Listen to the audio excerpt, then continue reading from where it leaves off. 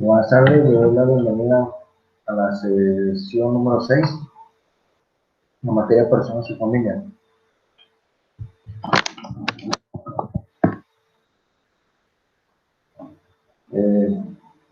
Primero que nada, espero que les haya ido muy bien el examen parcial. Recuerden que hay que entregar todas las actividades para que sea una ayuda, ya que recordamos los porcentajes que tenemos, 50% de las actividades, 35% de exámenes. A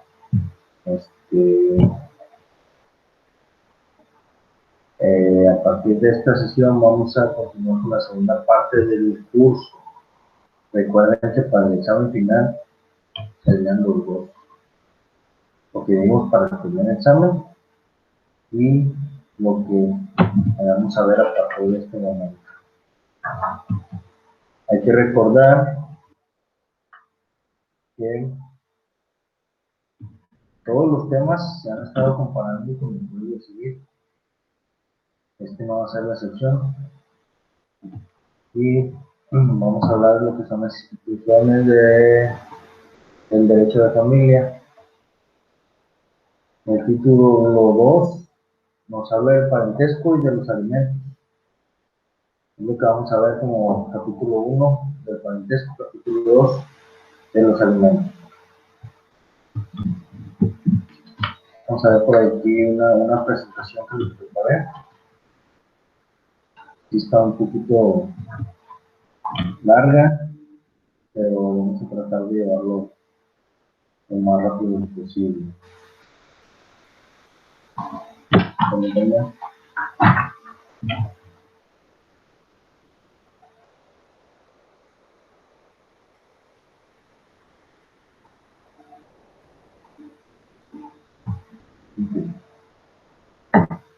Vamos a hacer la presentación.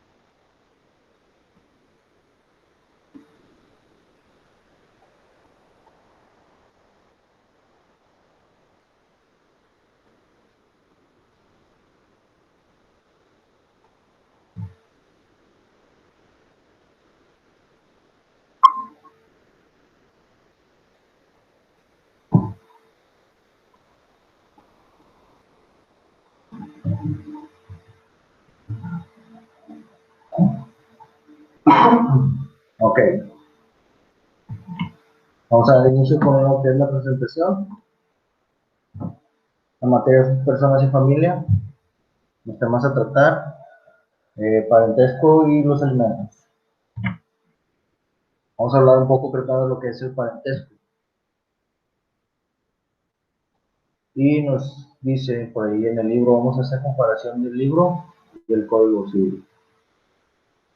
El parentesco implica en realidad un estado jurídico por cuanto que es una situación permanente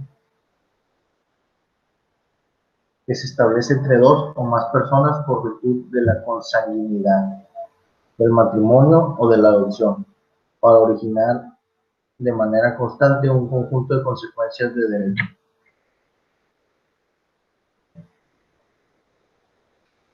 Las tres formas de parentesco deben de estar declaradas y reconocidas por la ley. Esto es en el Código Civil para el Estado de Nuevo León y se establecen de la siguiente manera.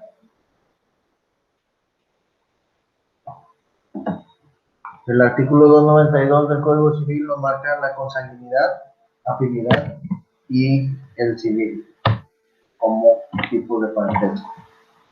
Aquí por aquí estamos viendo una pequeña tabla donde nos habla de las dos formas de parentesco, la clase y la determinación. En la clase tenemos a la consanguinidad, afinidad y adopción. Y con la determinación pues nos marcan las líneas y los grados en línea recta y los colaterales. Vamos a hablar del parentesco consanguíneo.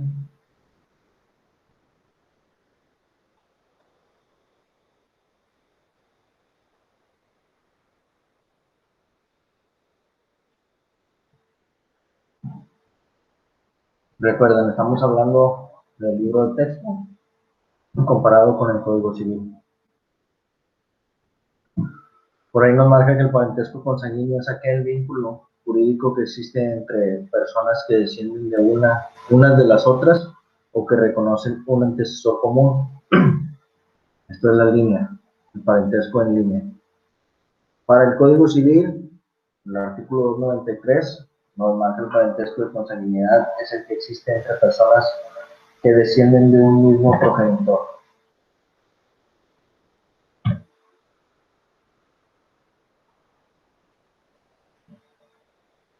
Por aquí estamos viendo unas tablitas que nos marcan el parentesco, los grados.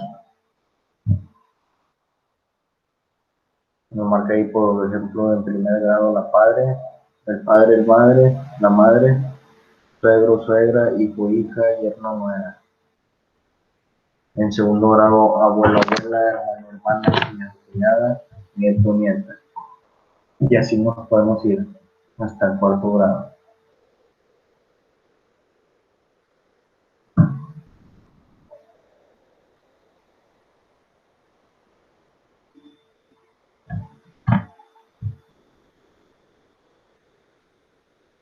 Hablamos de la línea recta, la cual puede ser ascendente o descendente.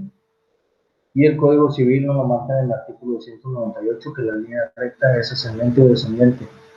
Ascendente es la que liga a una persona con su progenitor o tronco del que procede. Descendente es la que liga al progenitor con los que de él proceden. La misma línea es, pues, ascendente o descendente según el punto de partida y la relación a que se atiende.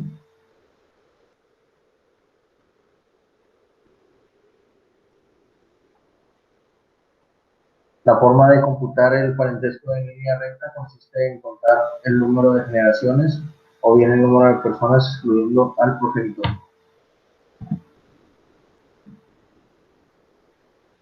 Aquí vemos una tablita en línea descendente.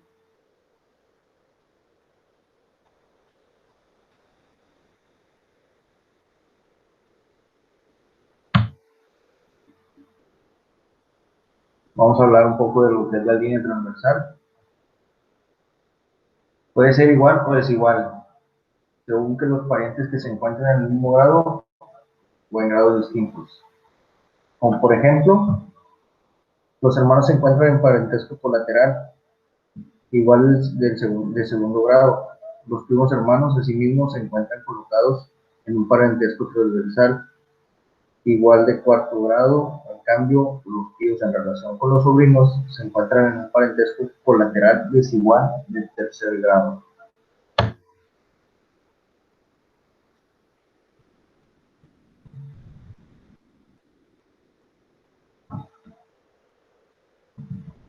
La línea transversal se representa gráficamente por un ángulo cuyo vértice queda constituido por el progenitor común y los lados por los diferentes parientes que queramos relacionar.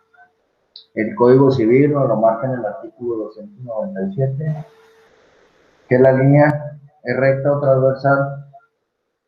La línea recta se compone de la serie de grados entre personas que descienden unas de otras, y la transversal se compone de la serie de grados entre personas que, sin descender unas de otras, proceden de un progenitor o un tronco común.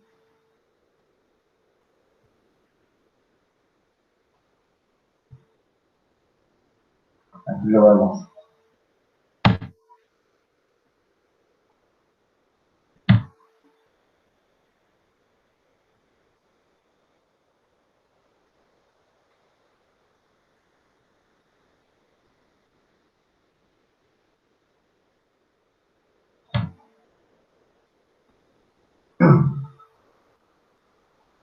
Parentesco por afinidad.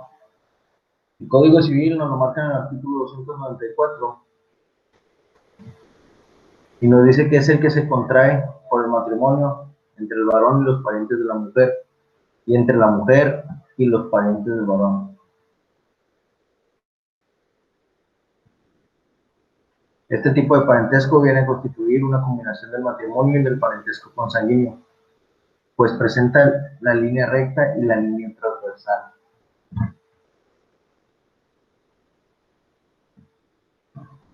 Es decir, que la esposa entra en parentesco de afinidad con los ascendientes, descendientes o colaterales de su marido, en los mismos grados que existan respecto a los citados parientes consanguíneos.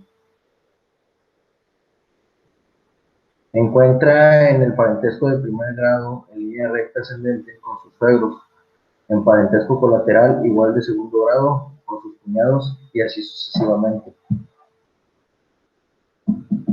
Si su marido ha tenido hijos, nietos o descendientes en general de otro matrimonio, contrae también parentesco por afinidad con esas personas.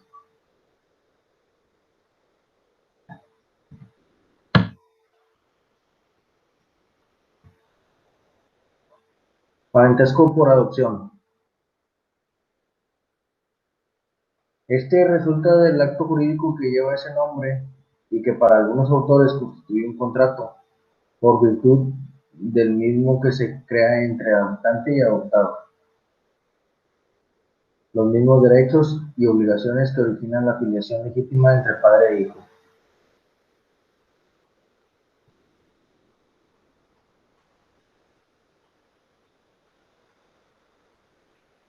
El Código Civil nos marca en el artículo 295. El parentesco civil es el que se nace de la adopción.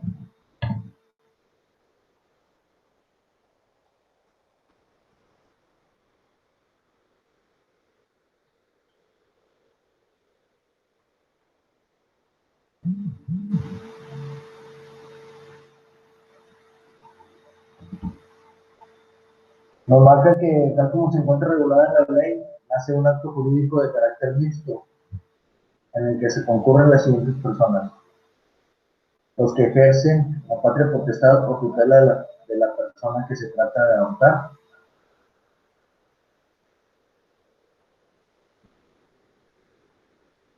es decir, las personas que lo hayan acogido o que, traten como, o que lo traten como un... El Ministerio Público del lugar del domicilio del adoptado, cuando éste no tenga padres conocidos, ni tutor, ni personas que ostensiblemente le impartan su protección.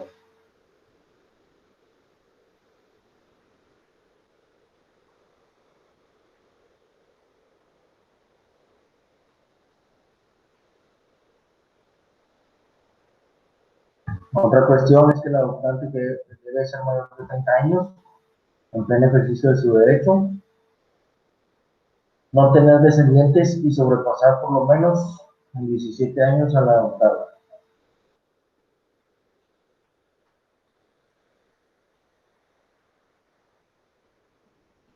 El adoptado, si es mayor de 14 años, el juez de la primera instancia que dicte sentencia autorizando la adopción.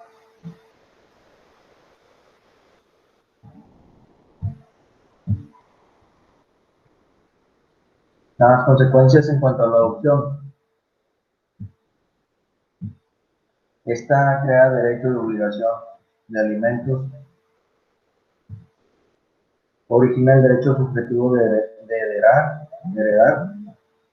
en la sucesión legítima o la facultad de exigir una pensión alimenticia en la sucesión testamentaria bajo determinados supuestos.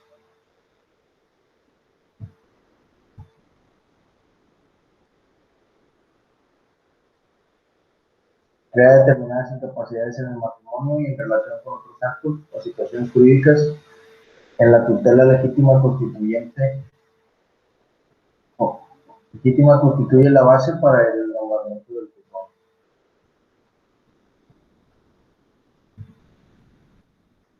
Origina los derechos y obligaciones inherentes a la patria potestad, que se contraen solo entre padres e hijos, abuelos y nietos, en su caso. Ahora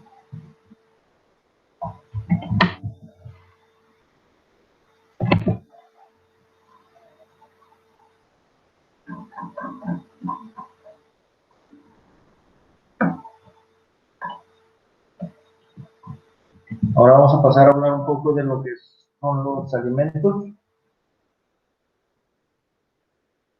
Y el Código Civil del Estado nos marca en el artículo 308 que los alimentos comprenden la manutención en general, que incluye, entre otros, la comida, el vestido, la habitación y la salud. Respecto de los menores de edad, los alimentos comprenderán además los gastos necesarios para educación, preescolar, primaria y secundaria del alimentista y para proporcionarles algún oficio, arte o profesión honesto y adecuados a su edad y circunstancias personales, lo cual también deberá considerarse respecto de los mayores de edad cuando el caso así lo amerite.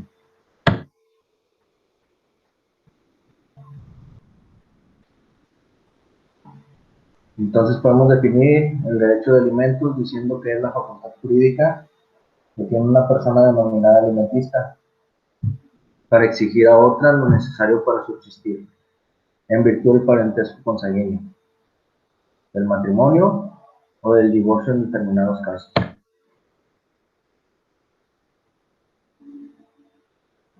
Aquí vemos una tablita donde más o menos nos indica los acreedores y deudores quiénes son. En este caso, los concubinos son acreedores y deudores a la vez. Los acreedores son los padres y los deudores aquí serían los hijos.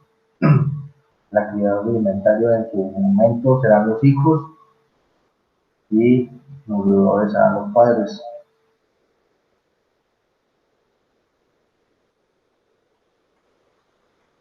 Nos marca que los acreedores pueden ser hermanos y parientes colaterales hasta el cuarto grado. Los deudores serían los menores de edad y discapacitados.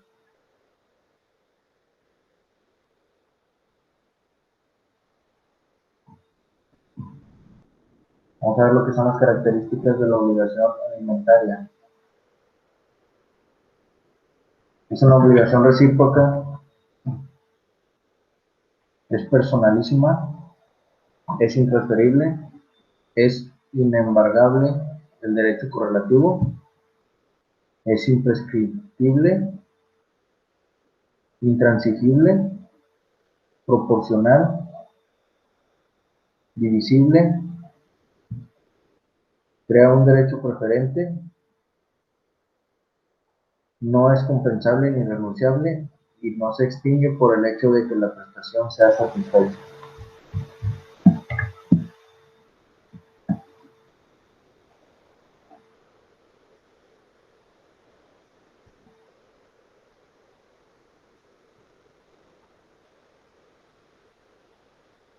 Reciprocidad de la obligación alimentaria. Código Civil nos marca en el artículo 301 que la obligación de dar alimentos es recíproca. El que los da tiene a su vez el derecho de pedir. Esto lo vamos a ver un poquito más adelante, una cuestión de que como padres tenemos la obligación de dar los alimentos, pero a su vez también se puede exigir en un momento, en un dado caso, al revés. Los hijos le dan alimento a los padres.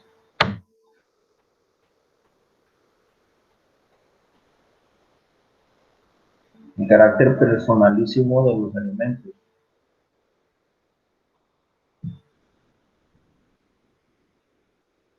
Es personalísima por cuanto que depende exclusivamente de las circunstancias individuales del acreedor y del deudor.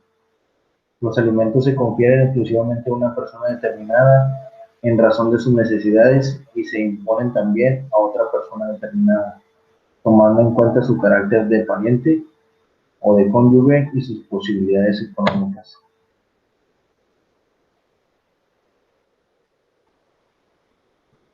Vamos a ver algunos artículos que establecen acabamos de decir. El artículo 303 del Código Civil nos marca que los padres están obligados a dar alimentos a sus hijos e hijas. A falta o por imposibilidad de los padres, la obligación recae en los demás descendientes por ambas líneas que estuvieran más próximos en grado. Las hijas e hijos están obligados a dar alimentos a los padres a falta o por imposibilidad de las hijas o hijos, lo están los descendientes más próximos en grado. Eso es lo que les hablaba ahorita, que así como los padres tienen que dar alimentos a sus hijos, igual puede ser al revés. Artículo 305 nos dice que a falta o por imposibilidad de los descendientes o descendientes, la obligación recae en los hermanos de padre y madre. En defecto de estos, en los que fueren de madre solamente, y en defecto de ellos, en los que fueren solo de padre.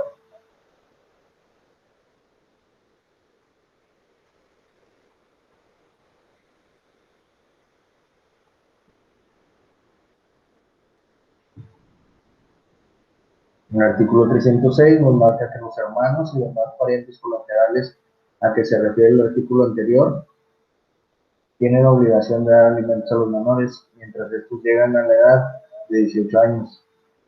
También deben alimentar a sus parientes dentro del grado mencionado, que fueran incapaces.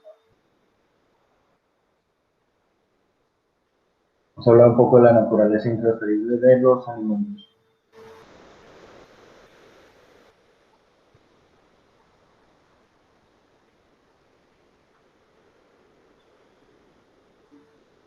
Marca que la obligación alimentaria es intransferible tanto por herencia como durante la vida del acreedor o del deudor alimentario. Se trata de una consecuencia relacionada con la característica anterior, siendo la obligación de dar alimentos personalísima, evidentemente que se extingue con la muerte del deudor alimentario o con el fallecimiento del acreedor.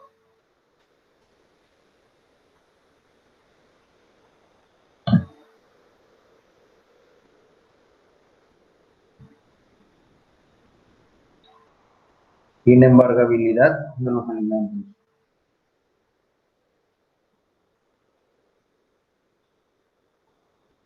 Tomando en cuenta que la finalidad de la pensión alimenticia consiste en proporcionar al acreedor los elementos necesarios para subsistir, la ley ha considerado que el derecho a los alimentos es inembargable, pues de lo contrario sería tanto como privar a una persona de lo necesario para vivir.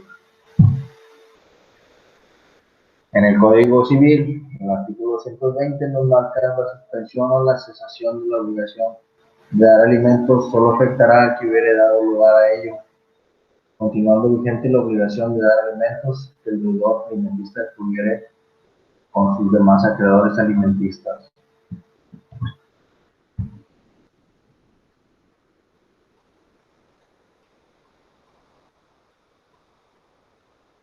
Imprescriptibilidad de los alimentos.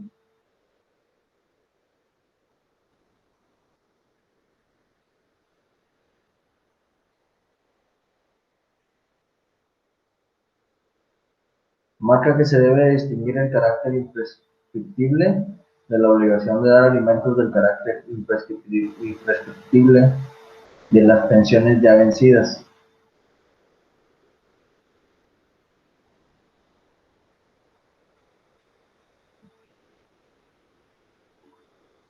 Respecto al derecho mismo para exigir alimentos en el futuro se considera por la ley como imprescriptible, pero en cuanto a las pensiones causadas, deben aplicarse los plazos que en general se establecen para la prescripción de las prestaciones periódicas.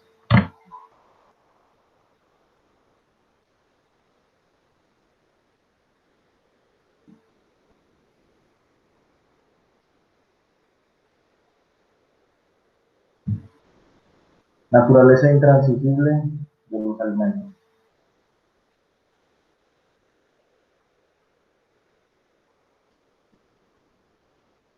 Se permite celebrar transacciones sobre las cantidades ya vencidas por alimentos en virtud de que ya no existen las razones de orden público que se toman en cuenta para el efecto de proteger el derecho mismo de su exigibilidad futura. Las prestaciones vencidas se transforman en créditos ordinarios y en cuanto a ellos cabe la renuncia o la transacción. Bien.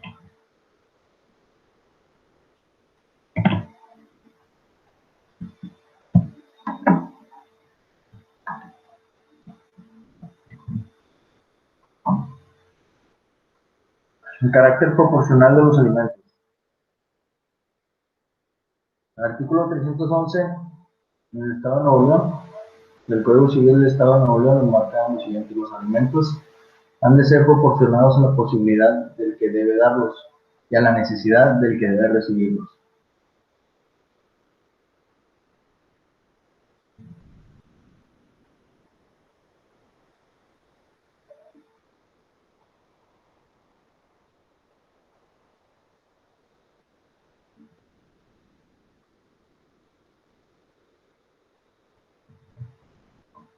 Y nos marca también que esto se debe hacer por un convenio a través de un juez. Comúnmente lo llamamos un sumario de alimentos. Esto es, se debe de hacer por un porcentaje marcado por la ley en cuanto al salario mínimo de la persona que va a ser el acreedor. Esto puede cambiar también según si se aumenta el salario, puede ser que un cambio. Igual, si demuestra que no puede con esta obligación, pues también hay un convenio que se determina, que lo determina pues.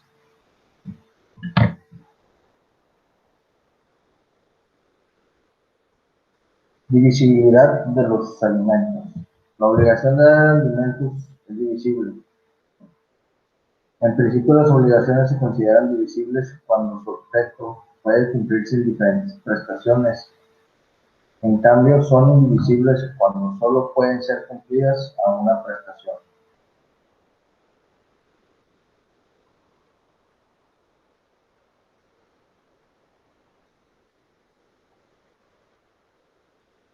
El artículo 312 nos marca si fueran varios los que deben dar los alimentos y todos tuvieran posibilidad para hacerlo, el juez repartirá el importe entre ellos en proporción a sus haberes. 313, si solo algunos tuvieran posibilidad, entre ellos se repartirá el importe de los alimentos, y si uno solo la tuviere, él cumplirá únicamente la obligación.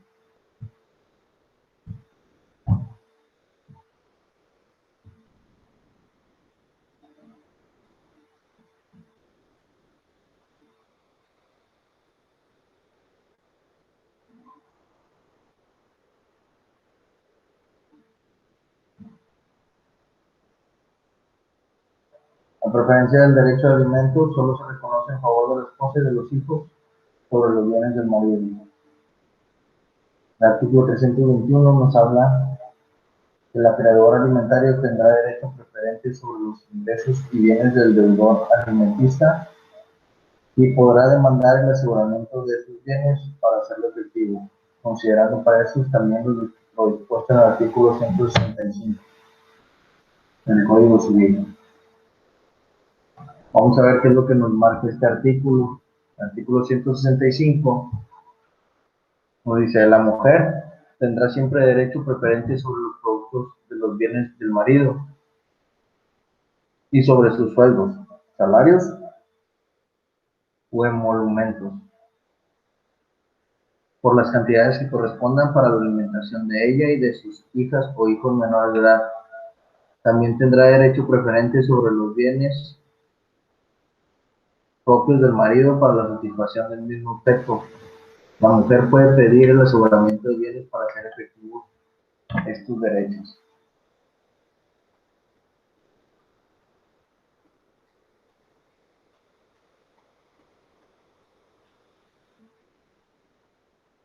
El artículo 321 nos marca que el derecho a recibir alimentos no es renunciable ni pueden ser objeto de transacción. Nos marca que los alimentos no son compensables ni renunciables.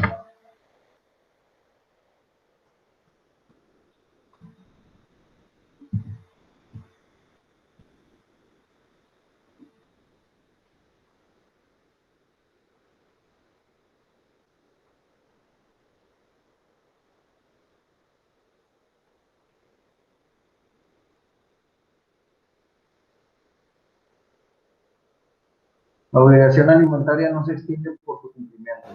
Las obligaciones en general se extinguen por su cumplimiento, pero respecto a los alimentos, como se trata de prestaciones de renovación continua, en tanto subsiste la necesidad del acreedor y la posibilidad económica del deudor, es evidente que de manera interrumpida seguirá dicha obligación durante la vida del alimentista.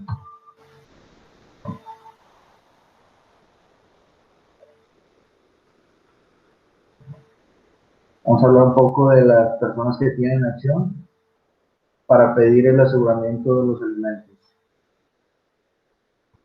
Esto lo marca en el artículo 315. Dice que el acreedor alimentario, el ascendiente que tenga bajo su custodia el ejercicio de la patria potestad, el tutor, los hermanos y demás parientes colaterales dentro del cuarto grado, el Ministerio Público, la persona que tenga bajo su cuidado, custodia o depósito a un menor de edad, la Procuraduría de Protección prevista en el artículo 138 de la Ley de Derechos de las Niñas, Niños y Adolescentes para el Estado de Nuevo León, dejando a salvo los derechos de los interesados. Vamos a hablar un poco de las causas que extinguen la obligación alimentaria.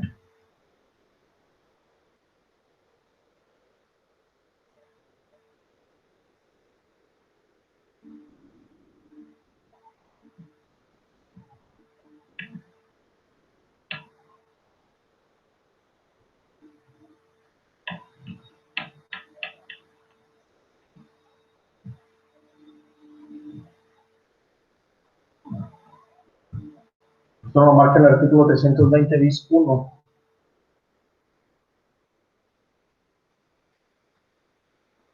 Marca que la suspensión o la cesación de la obligación de dar alimentos solo afectará a que hubiere dado lugar a ello, continuando vigente la obligación de dar alimentos que el deudor alimentista tuviere con sus demás acreedores alimentistas.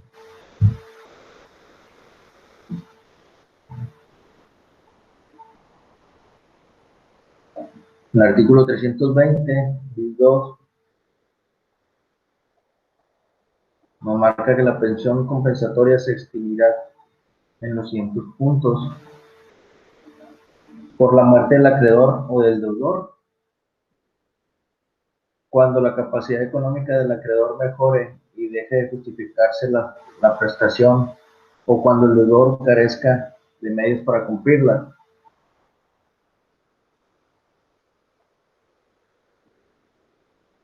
En caso de ingratitud del acreedor hacia el deudor y en los supuestos contenidos en el artículo 1213, el mismo código, por el matrimonio del acreedor o por la convivencia con fines semejantes al matrimonio con otra persona,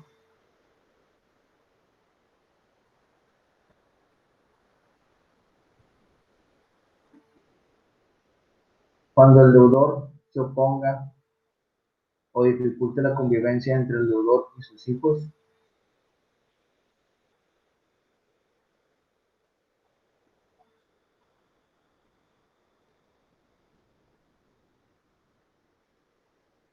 cuando la necesidad de la pensión depende de la conducta viciosa o de la falta de aplicación al trabajo del deudor, mientras subsistan estas causas, por el vencimiento del plazo por el que se estableció.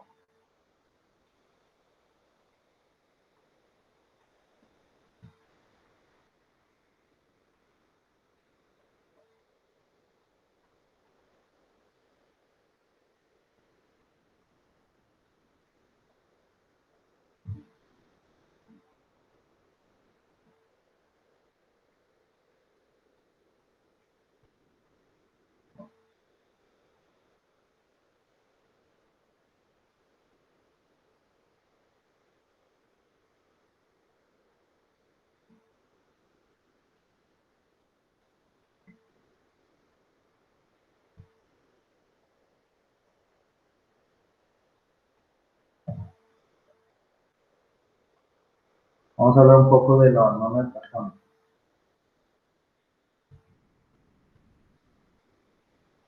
Artículo 322.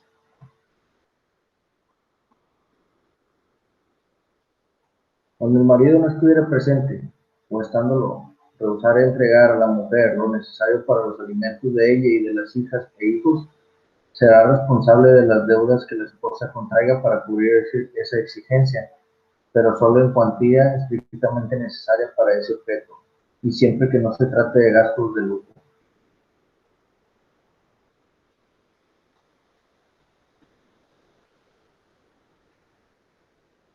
Artículo 323.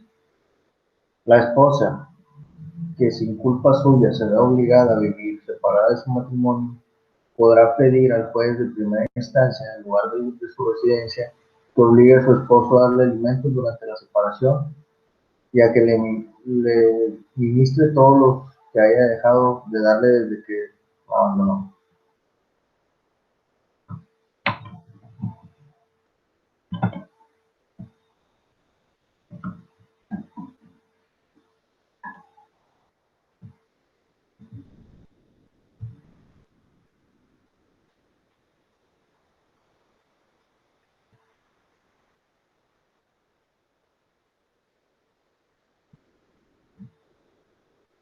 Alimentos, incorporación del acreedor al seno de la familia del deudor.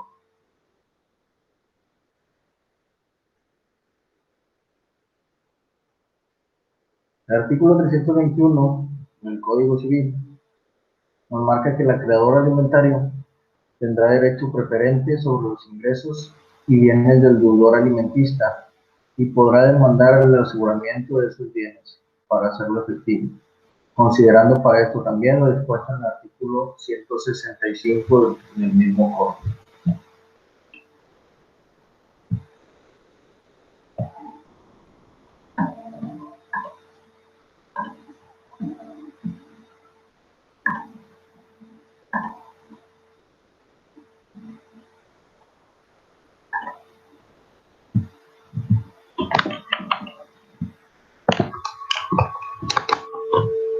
Bueno, hasta aquí mi presentación, espero les haya servido.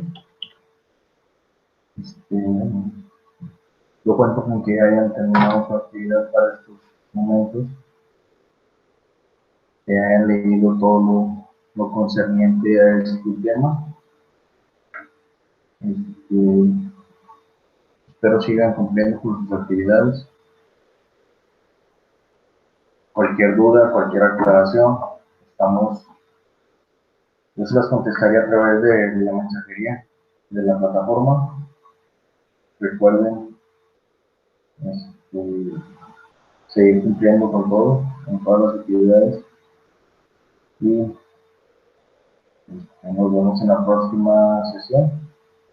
Yo por ahí les estaré poniendo la fecha y hora en la siguiente edición. Igual esto lo van a estar viendo grabado. Yo lo estaré subiendo en los próximos días. Muchas gracias. Tengan una muy buena tarde.